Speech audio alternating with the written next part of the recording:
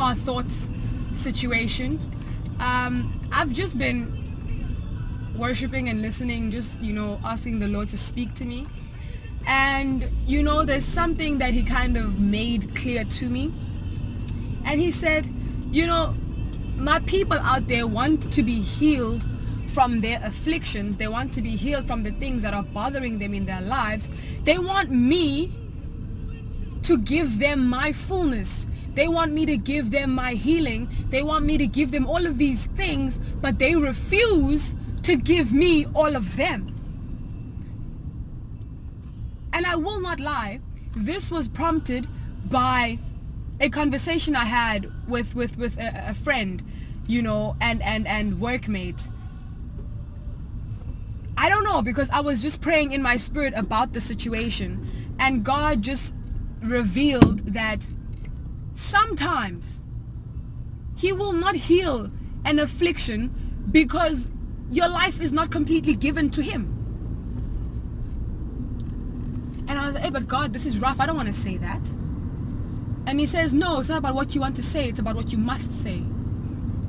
And I'm thinking, because truly we are so used to hearing sugar-coated truths that when we hear the actual truth, we get offended. And the word of God is not only to make you feel good, the word of God is supposed to correct you. And the correction that I believe we need to hear is that of giving ourselves fully to God, instead of wondering why certain things happen to us and why we are not exempt from certain things, is because we have not fully given ourselves to God. It's as simple as that. We can fully give ourselves to our careers. We give ourselves fully, like we devote ourselves to everything but God. And he's not happy with that, because in the same breath, we want him to give us all of him. We want him to give us prosperity. We want him to give us success. We want him to give, but no one wants to give to God.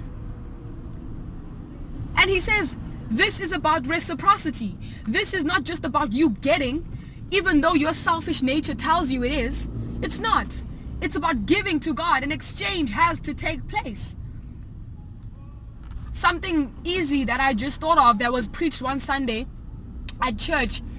My dad reminded us that when Jacob had his encounter with God, he was alone and he had to exchange something in order to receive a new name. And his new name came with the promises and all of those covenants and all of those amazing things that God gave to him and his descendants.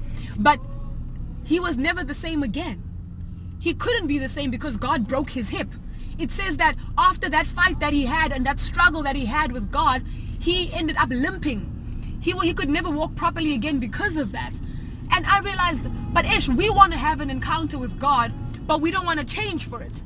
We want to say, oh, I know God. Oh, I'm a child of God. Oh, I'm a Christian. But nothing changes. And God says, I cannot give myself to you fully if you refuse to give yourself to me fully. And I was like, but God, I don't want to say that. And he says, it's not about what you want to say, Misha. It's about what I need you to say right now. Because someone needs to hear. I don't know who it is. Someone needs to hear that you need to give yourself fully to God and stop playing around. These are just my car thoughts as I'm stuck in traffic. But yeah, it is what it is, guys. We need to stop playing around because we want, I actually read a quote somewhere that said, everybody wants to be a Christian, but no one wants to abide by the T's and C's. When you have a covenant with God, that relationship that you build, that marriage that you build with God, same like a normal marriage in real life, that real life connection and bond that you make with God has terms and conditions. That's a fact. The thing is, we've just been told that it's all about accept Jesus into your life and everything will be good. That's a lie.